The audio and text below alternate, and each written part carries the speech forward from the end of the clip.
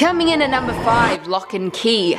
Lock and Key is an American comic book series written by Joe Hill and illustrated by Gabriel Rodriguez, and published by IDW Publishing. The plot is presented in non-chronological order. During the American Revolution, a group of rebels, hiding beneath the future Key House, discover a portal to another dimension, the plains of Leng, filled with demons who can mesmerize anyone that sees them and possesses them through touch. However, when demons attempt to enter the real world, they collapse into lumps of whispering iron, which young smith Benjamin Locke forges into a variety of magical keys, including the Omega Key, which seals the entrance to the dimension. The magic of the key house gradually evolves over the years, including a spell which causes occupants to forget about the keys and the magic of the house when they pass their 18th birthday. The narrative of Lock and Key is structured in 3 acts. Each act consists of 2 storylines of 6 monthly issues. Act 1 story arc, Welcome to Lovecraft, was a 6-issue limited series published by IDW Publishing. The series was adapted into a film trilogy which was officially announced at the 2014 Comic-Con. However, in October 2015, Joe Hill confirmed that the films are no longer happening. However, he stated that a TV series is still possible. In May 2016, Joe Hill announced he would write a TV pilot, serve as executive producer, and pitch the show to various networks. And it worked. Coming in at number 4, Fatale. Fatale is a supernatural noir comic book created by Ed Brubaker and Sean Phillips. It was published by Image Comics between January 2012 and July 2014. The series was initially announced as a 12-issue limited series, but it was later extended to 24 issues. Fatale chronicles the life of Josephine, or Jo, an archetypical femme fatale who is seemingly immortal, having survived from the 1930s to the modern day unaged, and also has a supernatural ability to hypnotize men into becoming intensely infatuated with her, whether she wants them to be or not. Through the decades, Jo struggles to understand and control her powers while being pursued by a violent cult. The cult worship cosmic gods reminiscent of Lovecraftian horrors, which are somehow tied to Jo. During her travels, Jo also encounters many men who quickly become entranced by her, often to fanatical degrees. They become entangled in her escapades, possibly as guardians, collaborators, and lovers. A motif of the series is how these men pay dearly for becoming involved with Jo. The narrative jumps back and forth between different time periods and points of view, primarily Jo and the men entranced by her. The first issue of the series sold well, with reviews being mostly positive, with comparisons to the creative team's previous work on Sleeper, Criminal, and Incognito. In at number 3, we have Dreams from the Witch House, edited by Lynn Jamnick. This anthology brings more fresh perspective to cosmic horror with 19 thrilling short stories, all by female authors. These range from pieces written years ago and now finding a new audience, such as Joyce Carol Oates' Shadow of the Evening, to works by up-and-coming authors like R.A. Kalin, who authored the final story in the collection Memoris. The history of the old world is shrouded in secrecy. Creatures and forces unimaginable inhabited this realm for eons, long before any human navigated the surface of the earth. As the old ones have slumbered or observed from afar, humans have assembled civilization upon this fragile planet, yet the whispers from the elders have been growing stronger, their energy once again seeping into the world. These whispers are being felt throughout the earth. From the roots of our flora to the dreams of our children, they are preparing us for what is to come. Each story deconstructs or reshapes typical Lovecraftian elements in some way, tending to emphasize individual experiences rather than giving into overwhelming cosmic madness. As Jamnick notes in the introduction, such stories fill not only a narrative gap, also a huge cultural one, that of female voices in cosmic horror. Some of the most exciting Lovecraftian fiction is currently being written by women, she writes. We're moving away from the elder old guard who in some ways as stifling to diverse perspectives of the unnameable as Lovecraft's own views on the number of topics. One critic wrote, I quote, "I recommend this collection to anyone who enjoys incredible weird fiction. I was not disappointed with any of the stories. The artwork that Sarah created for each story are beautifully rendered." In at number 2, we have The Ballad of Black Tom by Victor Lavelle. Praised as one of the most nuanced Lovecraft retellings in the 21st century, The Ballad of Black Tom begins in 1924 Harlem with the hustler Tommy Tester. Tom has always kept a low profile, even as a street musician, until the day he's recruited by a reclusive millionaire Robert Soydam, who wants Tom's help to manipulate a creature of inconceivable darkness. With the introduction introduction of jaded New York detective Malone, this tale twists into a true nightmare, as Malone recounts findings that signify a completely changed world. Charles Thomas Tester hustles to put food on the table, keep the roof over his father's head, from Harlem to Flushing Meadows to Red Hook. He knows what magic a suit can cast, the invisibility a guitar case can provide, and the curse written on his skin that attracts the eyes of wealthy white folks and their cops. But when he delivers an occult tomb to a reclusive sorceress in the heart of Queens, Tom opens a door to a deeper realm of magic and earns the attention of things best left sleeping. Not only is this novella compulsively readable, it's also another significant contribution to the subgenre. As an African American man himself, Lavelle has noted that the Ballad of Black Tom is a conscious response to Lovecraft's racism and xenophobia, particularly in his story The Horror at Red Hook, upon which Lavelle's work is based.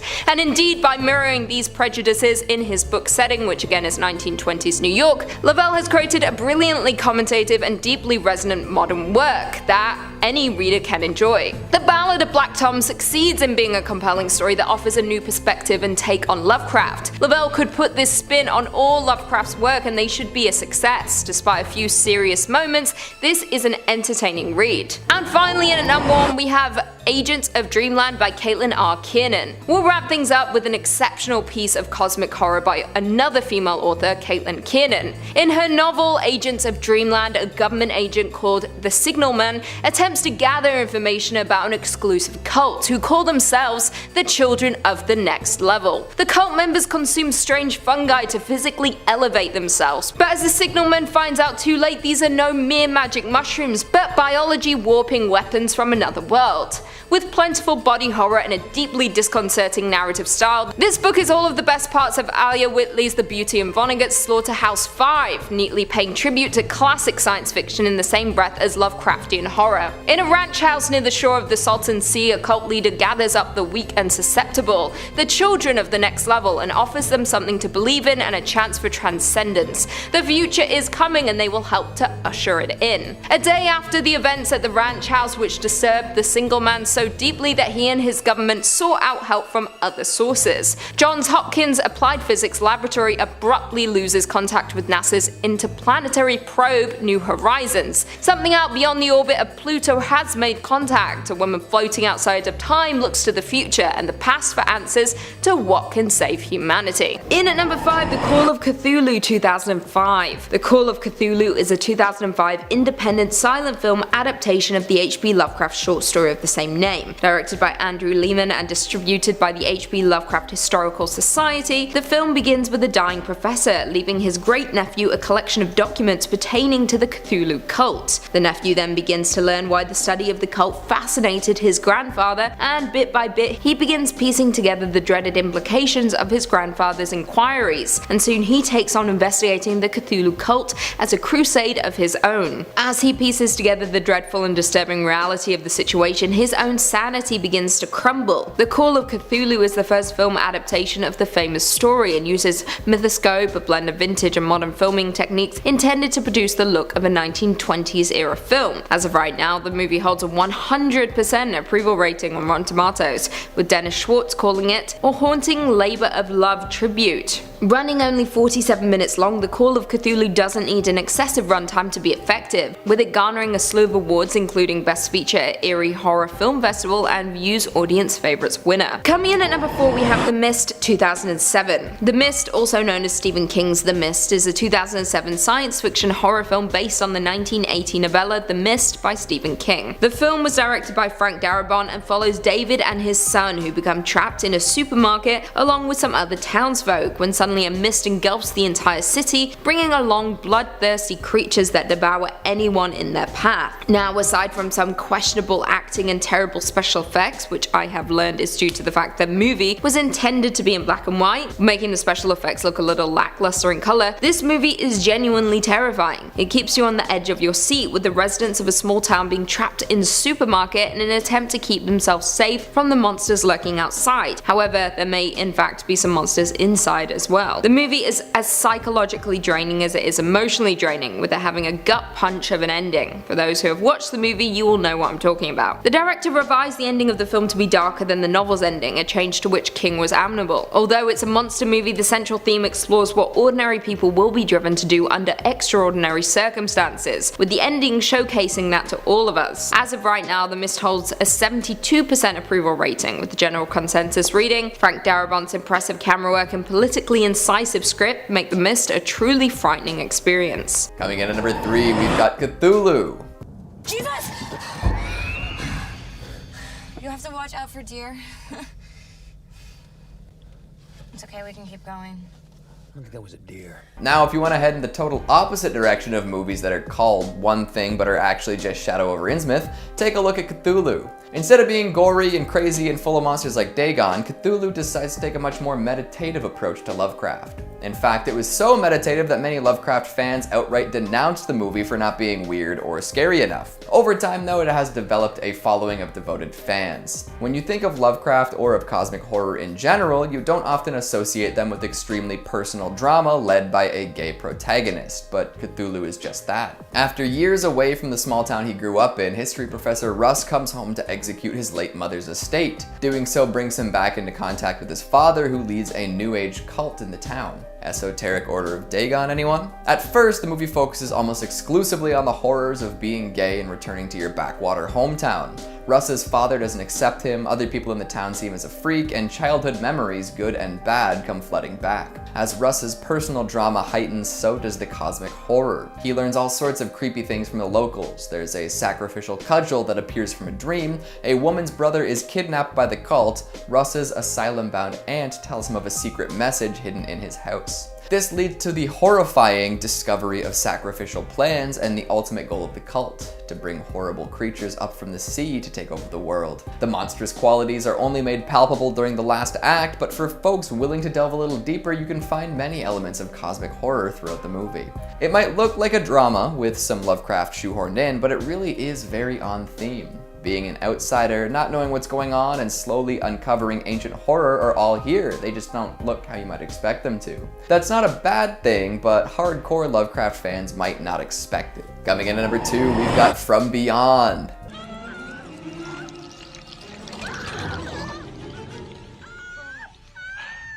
Humans are such easy prey. Let her go! Oh. More Stuart Gordon. He and Brian Yuzna have managed to put together a smattering of some of the most compelling Lovecraft adaptations out there. Jam-packed with crazy practical effects, tongue-in-cheek comedy, and extremely memorable characters, they've got a magic touch when it comes to cosmic horror. Most folks are familiar with Re-Animator, but From Beyond might be the crowning jewel. Switch on your pineal gland for this one. Dr. Edward Pretorius makes a fascinating machine, the Resonator. Anyone within range of it will be able to see sights unseen. Normal reality is peeled back and a strange new world is revealed. Whether folks are ready to experience such sights is another question entirely. The good doctor goes mad with power and refuses to shut the machine down, even when it starts to malfunction. His assistant runs away and is later arrested when it's discovered that the doctor was decapitated. Don't worry though, he's not really dead. He's just in a world beyond ours. So when the Resonator is repaired, he returns in pink, slimy, mutated glory. God, the effects are so fun. Stuffed to the gills with space worms, mutant creatures, alien bodies, and more gore than you can shake a stick at, From Beyond is a strange and beautiful treat. And finally at number 1, we've got Mandy.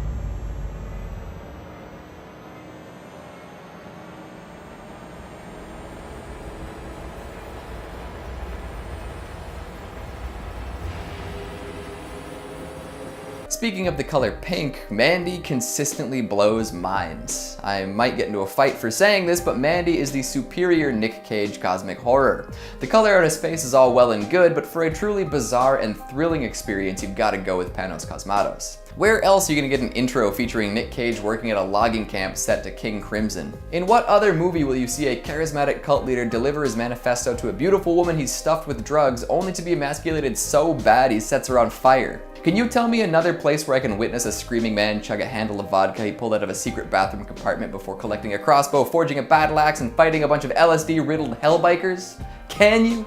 The anachronisms don't end, but the movie's so awash in its own glow they don't even stand out. It's incredible. The cult ends up being one that worships some sort of cosmic entity, but we don't get to meet it. Instead, we watch a chainsaw fight that reminds me of a Spaceballs joke and the crushing of a devilishly handsome skull. If you weren't totally convinced of Mandy's cosmic implications, just look at the final shot for a moment. If that isn't the face of a man who has seen things no man should see, then I don't know what is. Mandy is an experience. It's not an adaptation of other work or an homage to a famous writer. It's an encounter with the cosmos, with insanity, with our own insignificance. I'm sorry for being pretentious, but Mandy is a wicked movie. Rock and roll. Coming in at number 5, we've got Vastarian by Thomas Ligotti. A good place to start when trying to find cosmic horror outside of the established granddaddy's work is with Ligotti's tale of a man driven mad by his love for a book. Seems like a lot of Lovecraft fans may find parts of themselves here. Vastarian is a short story from the collection known as Songs of a Dead Dreamer. The anthology is split into 3 parts: dreams for sleepwalkers, insomniacs, and the dead, with Vastarian taking up residence in the 3rd. All the tales in Ligotti's collection are clearly influenced by cosmic horror, with each part becoming darker. The tale we'll discuss plays in the cliche that every book has an ideal reader by introducing us to Victor Kirion. Victor loves his dreams, so much so that he'd rather be asleep than awake. These aren't lovely flights of fancy though. They are dark, warped visions of a reality that's fallen apart. He refers to it as a beautiful land of shadows. Not everyone's cup of tea, but Mr. Kirion is happy. Soon he comes across a bookshop full of seemingly boring tomes, but a strange dark man brings him to the back and introduces him to a volume detailing the world of Vastarian. This place reminds him so intensely of his dreams that he has to have it. There's no way he can leave without this book, for it speaks to him on a deeper level than he could have ever imagined. Commentary on literary cultists, maybe? The folks so obsessively devoted to their literary gods that they'll defend that relationship jealously or even religiously. Once Kirion takes the book home, his dreams begin to change. It seems like an outside influence has come in and infected his perfect world. Things aren't exactly what they seem, and madness is waiting just around the corner. Coming in at number 4, we've got The Ballad of Black Tom by Victor Laval. Remember the horror at Red Hook? Yeah, most of us would rather forget. They can't all be winners, can they? For all of the lastingly terrifying stories Lovecraft wrote, there were some that he just couldn't make compelling, or largely coherent, or not horribly xenophobic. Thankfully, over 90 years later, Victor Laval retold the story with some new elements to make it both fresh and palatable. The Ballad of Black Tom mirrors a lot of themes and elements originally present in the horror at Red Hook, but this time presents them in a different light. Much more flattering one, too. It tells the tale of Tommy Tester, Brooklyn-based supernatural hustler and musician. By taking on a little side gig involving some Necronomicon-adjacent deliveries, he ends up embroiled in a scheme involving the Great Old Ones. As things get dark, the story switches to the view of Detective Malone, who some will recognize from the source material. Providing an additional viewpoint and revisiting some of what made Red Hook so scary to begin with, this is a smart move to keep things interesting. By taking a look at 20s New York with all of the benefits of being alive in a modern era, Laval is able to pen a smart and topical retelling of this story. It compares cosmic indifference to racist malice and brutality, and even though some see it as a direct rebuttal to Red Hook, The Ballad of Black Tom still manages to get some terrifying cosmic horror in. Somehow, and I know this might seem a little crazy, it finds a way to connect the inhumanity of the universe to the inhumanity of people. Definitely an interesting way to interpret Lovecraft's work. Coming in at 3, The Courtyard. Alan Moore's The Courtyard is a 2-issue comic book miniseries published back in 2003 by Avatar Press. The comic was adapted by Anthony Johnston with artwork by Jason Burrows from a 1994 prose story by Alan Moore. The plot concerns Aldo Sachs, an FBI agent using anomaly theory, a method that correlates seemingly unrelated data into a cohesive whole, to investigate 3 seemingly unrelated ritual murders around the United States.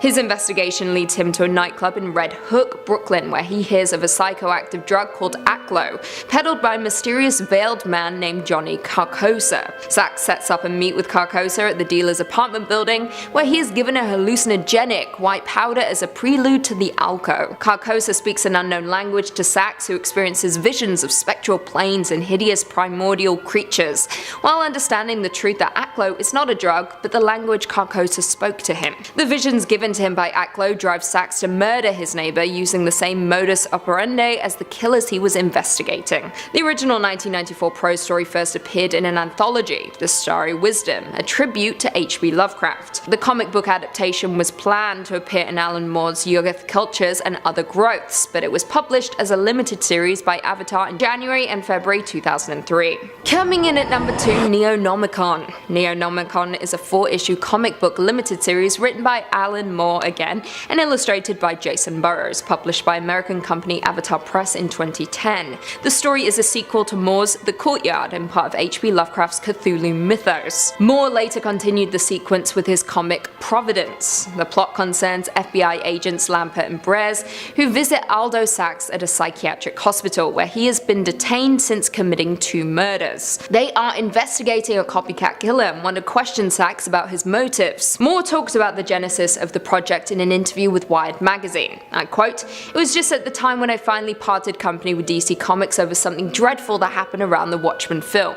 I had a tax bill coming up and I needed some money quickly, so I happened to be talking to William A. Christensen from Avatar Press, and he suggested that he could provide some if I was up for doing a 4-part series. So I did. So although I took it to pay off the tax bill, I'm always going to make sure I try and I make it the best possible story I can." According to reports, Moore wanted to elaborate on some of the ideas presented in The Courtyard while at the same time telling a modern story that did not rely upon a 1930s atmosphere. Another idea was to use some of the elements he felt Lovecraft himself and pastiche writers censored or left out of the stories, such as the racism and sexual phobias. Moore explains, I quote, "Lovecraft was sexually squeamish, would only talk of certain nameless rituals, or he'd use some euphemism, blasphemous rites. It was pretty obvious, given that a lot of his stories detailed the inhuman offspring of these blasphemous rituals, that sex was probably involved somewhere along the line. But that never used to feature in Lovecraft's stories, except as a kind of suggested undercurrent. So I thought, let's put all of the unpleasant racial stuff back in, let's put sex back in, let's come up with some genuinely nameless rituals, let's give them a name." And finally coming in at number 1, Fall of Cthulhu. Fall of Cthulhu is a 2007 American comic book series written by Michael Allen Nelson and published by Boom Studios. The series itself was creatively influenced by the works of H.P. Lovecraft's Cthulhu mythos, specifically the Call of Cthulhu, with the main characters of the comic finding themselves swept up in an ancient and elaborate plot designed by the dark god Nyarlathotep to provoke an apocalyptic war between powerful beings known as the Great Old Ones. Following the initial 15-issue series in June 2008, a sequel 4-issue miniseries subtitled God War began publication the following month. Fall of Cthulhu Apocalypse, a second 4-issue miniseries, ran from November 2008 to February 2009. Then, the third and final miniseries, Fall of Cthulhu Nemesis, acted as both a prequel and coda, detailing the origin of Mr. Arkham's pet cat. Hexed, a spin-off 4-issue limited series starring Lucifer, also written by Nelson and illustrated by Emma Riso, was published alongside Apocalypse. An ongoing series that ran for 12 issues, also titled Hex, was launched in August 2008. Coming in at number 5, we have Dagon. Dagon is a deity of an amphibious humanoid race that resides in Earth's oceans. He is first introduced in Lovecraft's short story simply titled Dagon, and is mentioned numerous times throughout the Cthulhu mythos universe. Also known as Father Dagon, as he is considered one of the Great Old Ones. The story follows a tortured, lost-at-sea addict who is an escaped prisoner of war from the Germans in the Pacific. He escapes on a lifeboat and drifts aimlessly until he eventually finds himself stranded on a slimy purgatory black island, which is putrid with carcasses of decaying fish, nasty stinky mud, and slimy mold. His theory was that this area was formerly a portion of the ocean floor that had risen to the surface by volcanic activity and tsunami-like waves. Days of walking, he reaches the edge of the canyon, a gigantic white stone, a smooth monolith that's covered in unfamiliar hieroglyphs consisting of fishes, eels, octopuses, crustaceans, whales, crude sculptures of men with webbed hands and webbed feet, flabby lips, glassy bulging eyes. Sounds like aliens to me. Dagon then appears from the water, and the mariner departs quickly in fear, paddling away from the island before being rescued by a US Navy ship. Lovecraft seems to be referring to the ancient Sumerian god named Dagon, who is the fertility god of grain and fish in the ancient Philistine legend of Dagon, the fish god. He resembles the carving and legend like the Sumerian deity, depicted as being part fish, part man, seen wearing a fish on his head. That's pretty creepy. Number 4, night gaunts. The concept of night gaunts first came to Lovecraft as a young boy in a series of recurring nightmares, which they would whirl him through space at a sickening rate of speed. In his dreams, of course. Lovecraft credited the illustrations based off of inspirations from Gustave Doré, who drew everything from angels to demons in the Bible. Gothic, winged, and demonic, alright. Shocking and uncouth. Jet black with smooth, oily whale-like skin. Long, sharp horns that curved inward towards each other. Giant, silent bat wings flap, chewed claws, and a barbed, spiny tail. And worst of all, these creatures never spoke or laughed or smiled, and this is because there was only smooth skin where the face should be. It's terrifying. These faceless night gaunts have a vaguely human shape as well. Their skin is slick and rubbery. They can fly using a set of membranous wings and poke and stab with their tail, tickling and torturing their victims. Tickling? Quote, out of the crypt they crawl, I cannot tell, but every night I see the rubbery things, black, horned and slender, with membranous wings. They come in legions on the north winds, swell, with obscene clutch that titillates and stings, snatching me off monstrous voyages to gray worlds hidden deep within my nightmares well. Okay. Poetic. Yeah, that sounds terrifying, dude. This guy was definitely suffering from either night terrors or alien abductions. I don't know, what do you think? In at number 3 we have Lovecraft Country by Matt Ruff. A newer selection on our list, Lovecraft Country is a 2016 dark fantasy novel written by Matt Ruff, who explores the conjunction between the horror fiction of H.P. Lovecraft as well as racism in the United States during the era of Jim Crow laws, as experienced by black science fiction fan Atticus Turner and his family.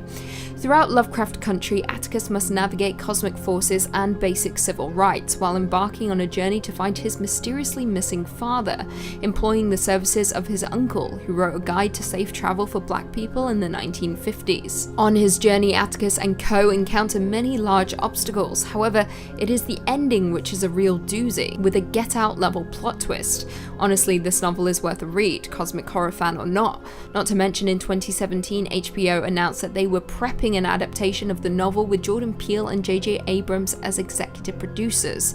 The show is set to be released this summer at the time of this recording, and I, for one, cannot wait. It's been on my list for months. Coming in at number 2 we have The Fisherman by John Langan. One of the newer books on our list, The Fisherman, was published back in 2016 by contemporary horror author John Langan. The plot concerns Dan and Abe, two widowers who have found solace in each other's company and a shared passion for fishing. The pair hear rumours of Dutchman's Creek, a steep-banked, fast-moving creek that offers the promise of fine fishing, and of something more, a possibility too fantastic to be true. However, like most things, Dutchman's Creek is not the work of God, and is instead quite the opposite. Yet the men find themselves drawn into a tale of the place, which will ultimately bring the pair face to face with all that they have lost, and with the price they must pay to regain it. Will the pair be dissuaded by a local who knows of the creek's true history, or will they seek out its magic?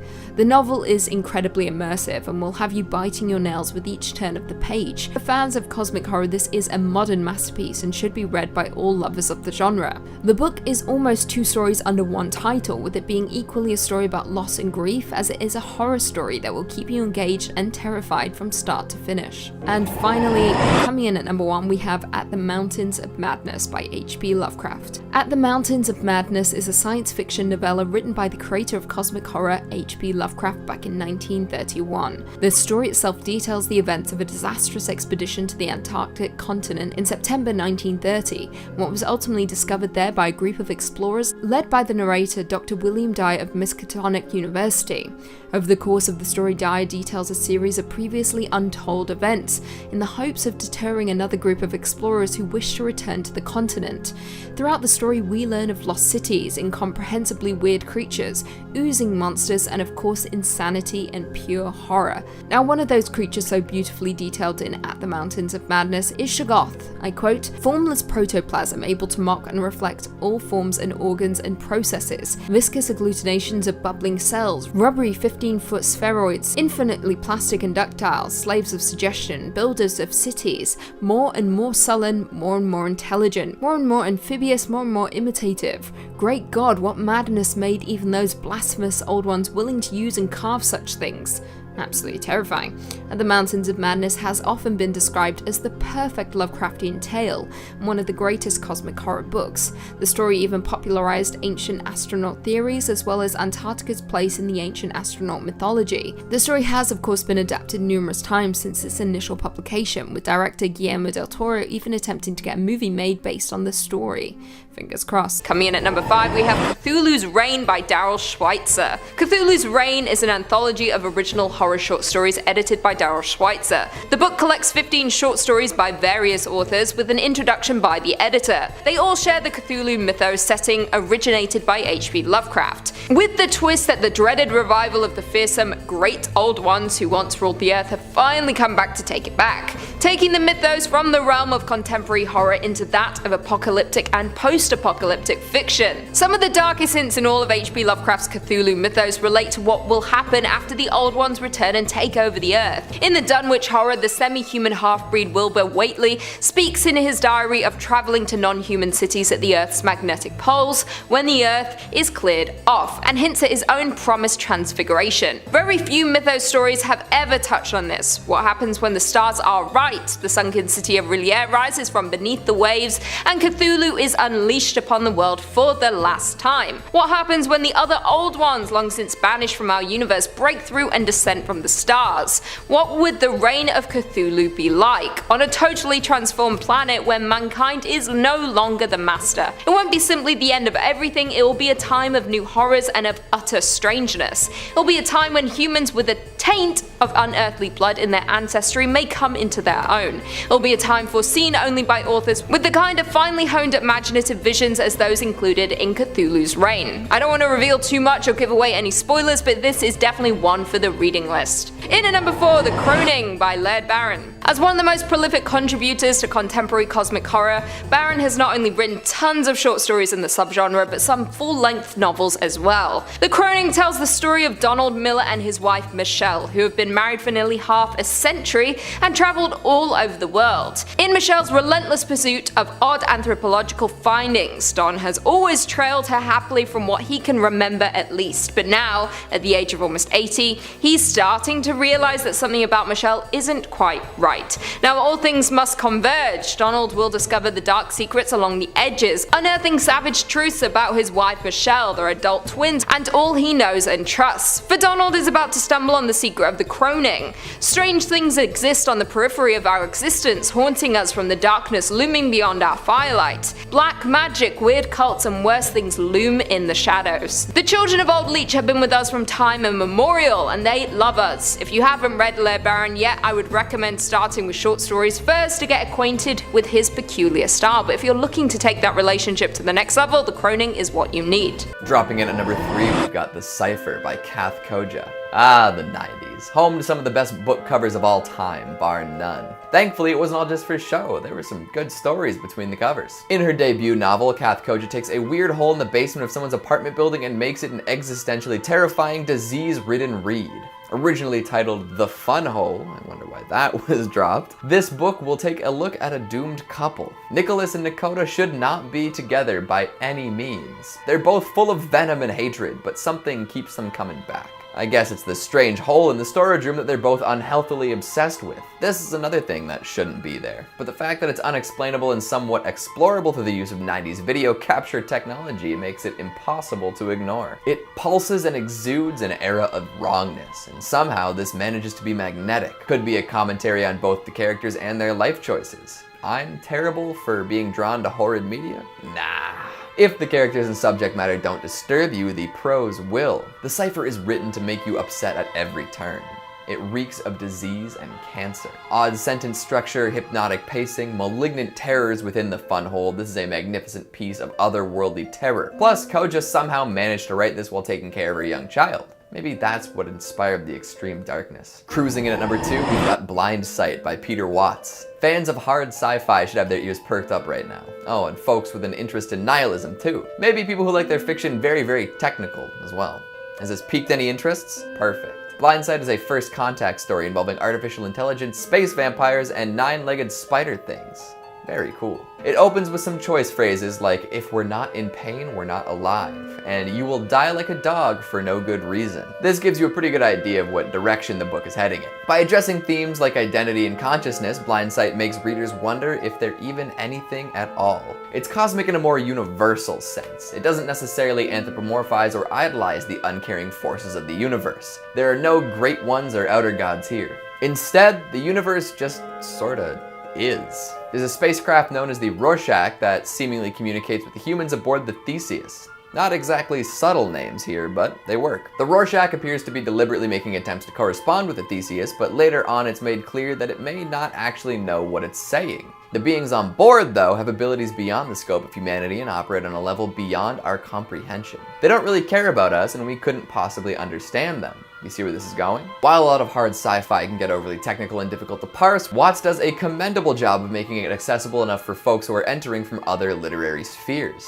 And for every big idea, there is a big scare to go along with it. But just don't expect that everything will wrap up in one tight little package. And finally, at number 1, we've got The Croning by Laird Barron. By introducing the often hard to visualize themes of cosmic horror to a doomed love story, Laird Barron finds storytelling gold in The Croning. It's the tale of a man desperately in love with his wife who is deeply involved with something occult. The children of Old Leech, if you will. The big twist, though, is that our protagonist, Donald Miller, is in the early stages of Alzheimer's. He and his wife have been together for decades, and he's followed her around the world as she sought out strange and supernatural events and objects. The plot bounces back and forth between Don in the 80s, full of life, totally cognizant of the strange events happening around him, and Don now, confused and amnesia-stricken. By dealing with the amnesiac trope in a different way, the audience is presented with some extremely effective dramatic irony. As we move between the time periods, readers become more aware of the danger Don is in and how deeply entrenched his wife is in the cult. However, as he recalls details from his past, he also forgets due to his condition. He wants to believe that he's just imagining things and that the supernatural beings aren't real, and thanks to his lack of permanent memories, they seem to be just a silly story that he's misremembering.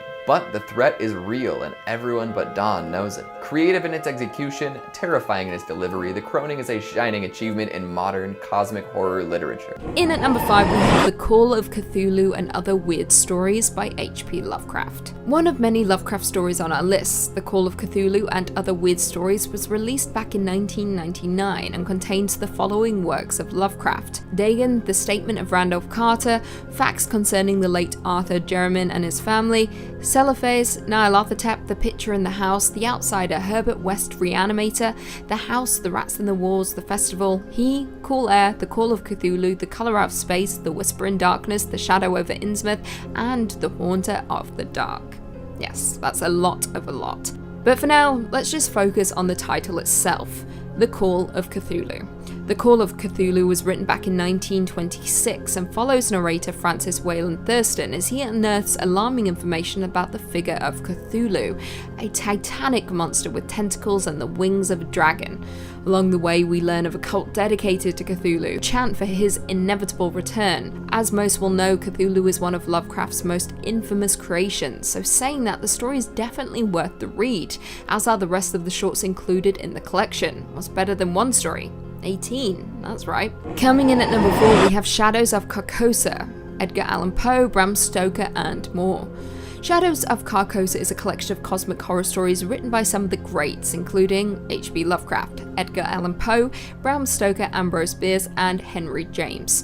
To quote H.P. Lovecraft, "The true weird tales has something more than a secret murder, bloody bones, or a sheeted form clanking chains. An atmosphere of breathless and unexplainable dread of outer, unknown forces must be present, a hint of that most terrible conception of the human brain, a malign and particular suspension or defeat of those fixed laws of nature, which are our only safeguard against the assaults of chaos and the demons of unplumbed space." Now, one of the many stories included in the book is Lovecraft's Color Out of Space, a short story written back in 1927. In the tale, an unnamed narrator pieces together the story of an area known by the locals as the Blasted Heath in the wild hills west of the fictional town of Arkham, Massachusetts. The narrator discovers that many years ago a meteorite crashed there, poisoning every living being nearby. Vegetation grows large but foul-tasting, animals are driven mad and deformed into grotesque shapes, and the people go insane or just die one by one. This quickly became one of Lovecraft's most popular stories and remained his personal favourite of his short stories. It has since been adapted into a movie starring the great Nicolas Cage. It did get very good reviews. I have yet to watch it.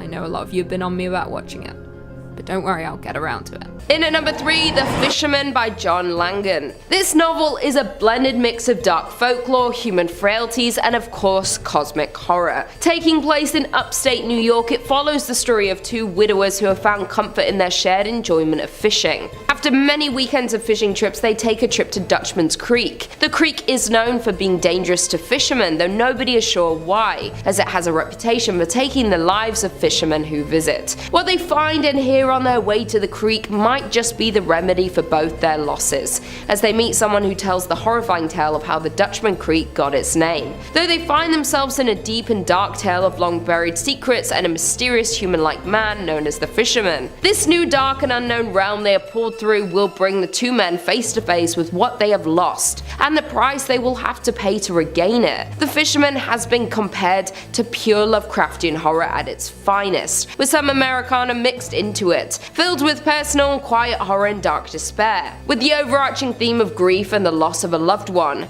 Langan tells the story in a way that creates an atmosphere of terror and uneasiness through a surrealist vision. This is a story about bereavement, deceased wives, and some of the horrors of life told within a cosmic horror reality. Coming in at number 2, we have Agents of Dreamland by Caitlin R. Kiernan. Taking inspiration from Lovecraftian horror, Kiernan blends cosmic horror with a government investigation setting in her novel Agents of Dreamland. Taking place in Southwest America in the summer of 2015, this novel merged the atmosphere of cosmic horror with the tropes of a science fiction tale, making for a claustrophobic and unnerving experience, creating a refreshingly dark and twisted story. The similarities do not end there, as Kiernan also manages to convey the overwhelming atmosphere of hopelessness that Lovecraft novels are best known for. Hopping around in time, telling the story of an apocalyptic cult and an investigator trying to stop the cult. The government special agent is on the hunt to investigate an event that happened earlier in the week, though this event has no explanation but which haunts the agent, while in contrast the cult leader is gathering the weak to offer a chance for transcendence. The signalman is on the hunt for his cult leader Drew Standish after he witnesses the grisly aftermath of the transcendence he promises. As the agent tries to forget the terrifying scenes he has seen, a woman travels through time and space to understand what is happening, right before losing contact with the New Horizons probe as it makes contact with something outside of Pluto's orbit. Kiernan's passion for Lovecraft's work shines through the novel with the attention to detail and horrific dark tone of the novel. Kiernan's depiction of humanity's inevitable fall to the Elder Gods is truly Lovecraftian. Within this aspect of the novel, there's a lesson to be told about humanity's doom and the limited time for our planet. However, the author shows us that our own actions in the face of the inevitable fate of humanity are what gives us our humanity. And in the end, the unavoidable end to our world does not negate the importance of compassion you can give while waiting for the impending doom. And finally, in at number 1, we have A Lush and Seething Hell, Two Tales of Cosmic Horror. Bringing together his best-selling cosmic horror short stories, John Horner Jacobs creates a terrifying novel that examines the violence and depravity depravity of the human condition, while adding the surrealistic aspect of cosmic horror. This novel is a mix between the supernatural and psychological of the scary imagination of Lovecraft. The story, My Heart Struck Sorrow, follows the story of a music archivist at the Library of Congress as he is tasked with gathering recordings of a recently passed ethnomusicologist, where he would be led down a road of the desperate revelation of grief and guilt. The second short story in this novel, The Sea Dreams, It Is the Sky, it is a much shorter but still delivers in eeriness. This story revolves around the fictional South American country of Madeira, with two main characters whose lives become intertwined. When one of the characters finds the other's journal that is dripping with horrible secrets, what follows is a disturbing scene and skin-wrenching terror. This novel is most known for being breathtakingly haunting, which takes you on a terrifying journey into the darkness, compelling us to confront secrets best left hidden. Both stories are filled with unsettling moments. This novel is where the parallels lie between the personal trauma and dread,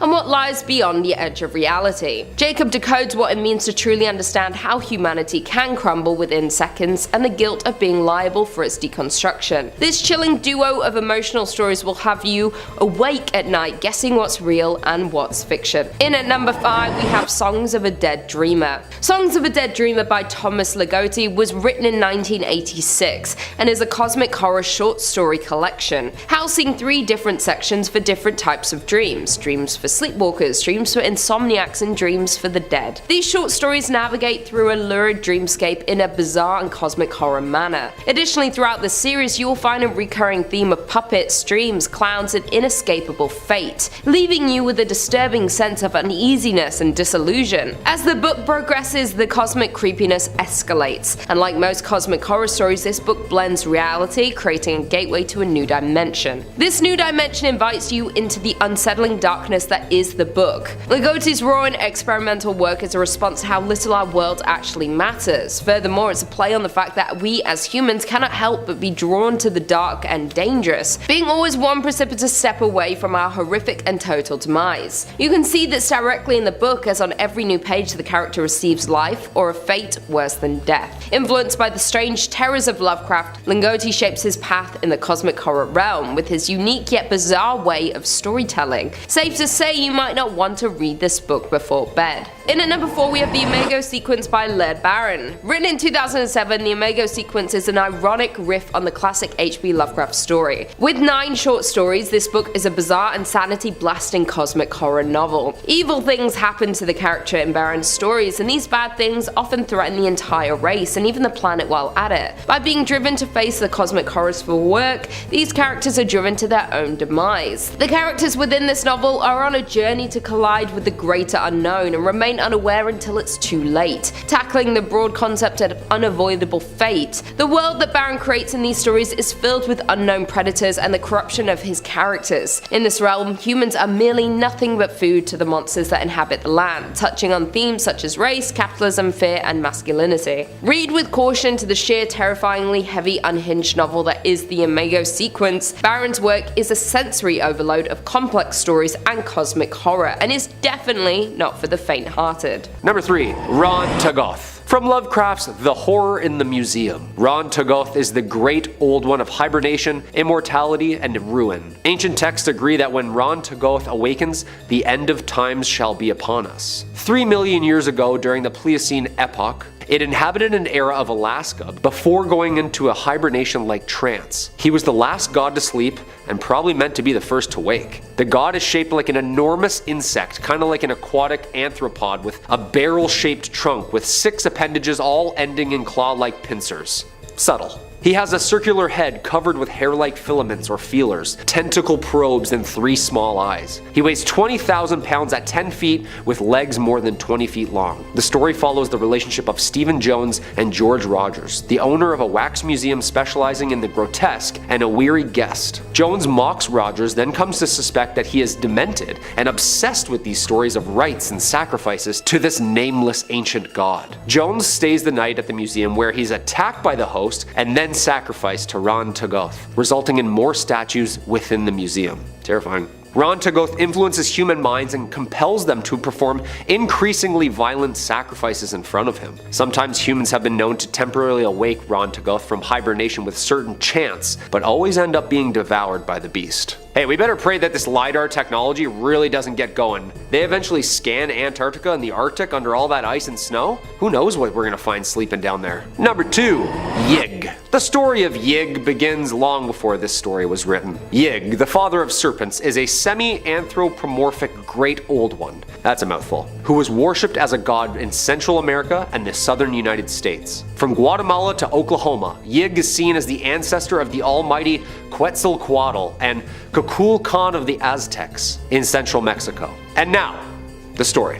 In 1889, upon arriving in Oklahoma, a couple learn about a local legend surrounding a snake god called Yig, which takes vengeance on anyone who kills a serpent by either killing them or turning them into a half-snake monster in replace of the deceased. Eye for an eye. The husband of the researchers has an intense fear of snakes, and his wife, knowing this, kills a nest of rattlesnakes at one of their campsites. It's a great way to summon this guy. Yig is human size, hairless, and around the shoulders is speckled and brownish with a snake skin. His head is flat like an amphibian with piercing cold black eyes. Unlike most of the great old ones, Yig is seen as rarely malicious, and although he enters a feeding frenzy from August to October, the Pawnee, Wichita, and Caddo of Oklahoma drum constantly during those months to drive him away. The husband is horrified by the thought that Yig is going to take vengeance and insists on practicing the rituals from the First Nations people to keep Yig away. During the middle of the night, in fear, the woman kills her own husband in the dark, paranoid, thinking he's the monster. She's then taken to an asylum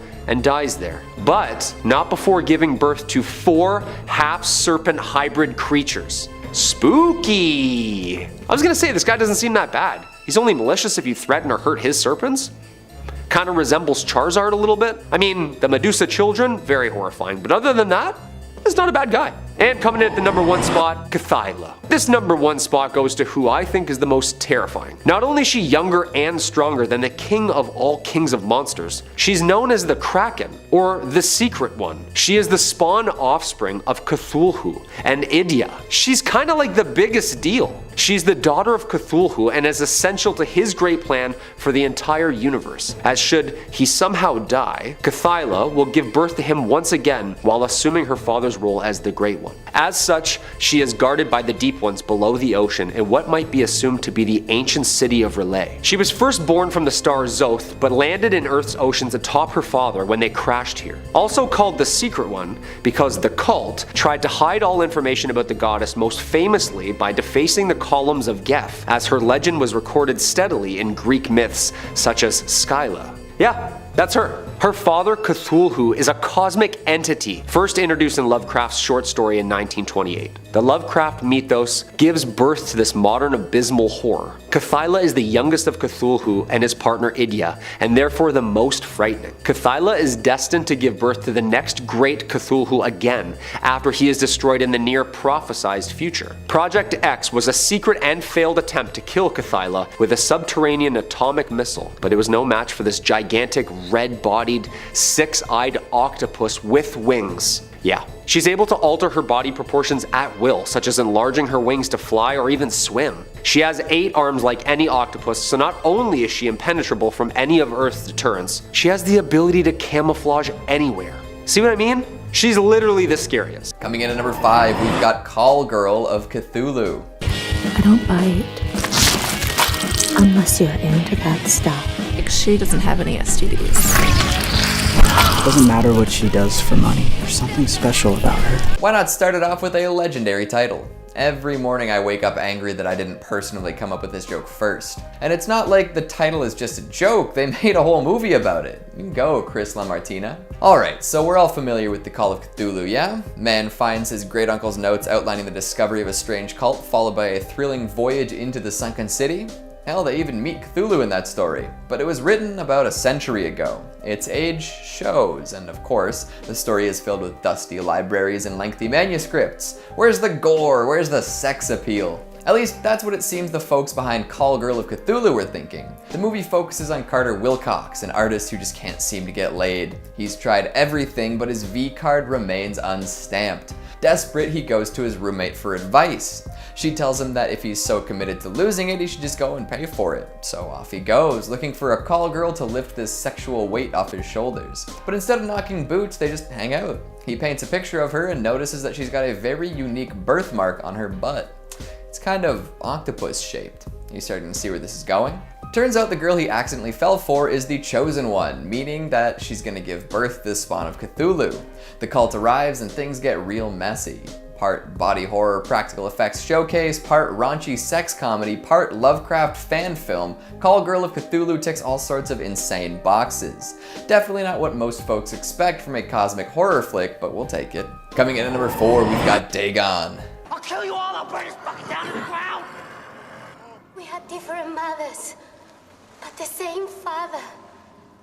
We are children of Dagon. This is one of many Shadow over Innsmouth adaptations that managed to use a different Lovecraft creation as a title. That's right, Dagon isn't based on Dagon. Who knew? Either way, Stuart Gordon directed it, so you know there's gonna be some good stuff in here. Dagon is a Spanish flick, so we don't actually end up in Innsmouth. Instead, the story takes place in Imboca, a seaside town with a secret of its very own. Kicking off with a dream sequence, we meet a lovely razor-toothed mermaid. Don't worry, that's a sign of things to come. A short shipwreck later, and we've got our main characters sneaking about in a town filled with pale fish people. Now that's the cosmic horror we know and love. It's not all familiar run-of-the-mill stuff though. Although it was made in a tight budget with some less than stellar actors, Dagon manages to pack in a whole boatload of crazy moments. The fish people reveal is nuts, and you definitely don't want to look at the translucent lunatics for too long. There's a scene where a human is relieved of their skin, which is always good, and when someone's getting sacrificed to an aquatic monster god, of course they're gonna have to mate with it. The gore is great, all done up in practical effects, but the movie gets really weird whenever they attempt some CGI gags. Like, the digital effects are bad.